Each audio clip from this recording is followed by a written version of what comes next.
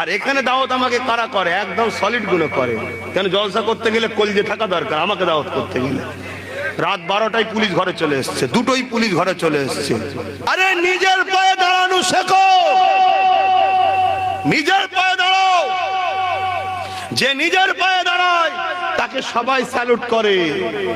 আর যে পরের লক্ষ কোটি টাকার অফিসারেও চাকরি করে কিন্তু সে মালিক নয়, পরের নকার, তাকে কেউ স্যালুট করে না। ছোট ব্যবসা হোক, কারবার ছোট হোক, এটা মালিক, তার একটা মিজাজ আলাদা থাকে, আমিই মালিক।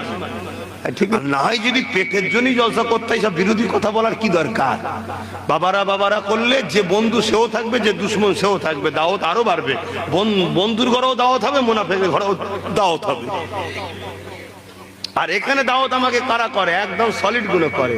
কেন? জলসা করতে গেলে কলজে থাকা দরকার। আমাকে দাওয়াত করতে গেলে রাত 12টায় পুলিশ ঘরে চলে এসছে, 2টোই পুলিশ ঘরে চলে এসছে। আর আমি এর জন্য পুলিশকে দোষী করব না, আমাদেরকেই দোষী করব। কেন? আমরা বদমাইশদের ঘরে নেতা বানিয়েছি, তারা পুলিশদের হুকুম করে, তারা বেচারি চাকরি করে, নাচারে পরে ছুটতে হয়।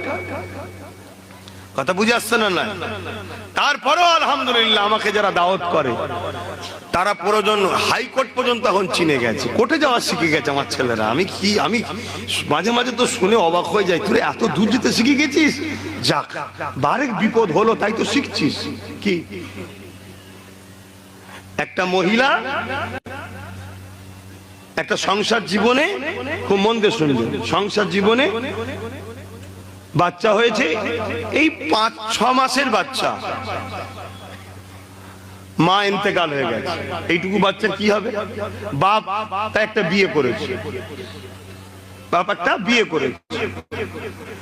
তা বিয়ে করার পর 1 বছর পর তারও একটা সন্তান হয়েছে। তাহলে এই বাচ্চাটার বয়স 1.5 বছর।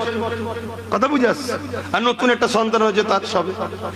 তা 1.5 বছর বাচ্চা, 2 বছরের বাচ্চা যখন হয় তখন ওই বাচ্চাটার বয়স 5 মাস। 2.5 বছর যখন ওই বাচ্চার বয়স তখন 1 বছর।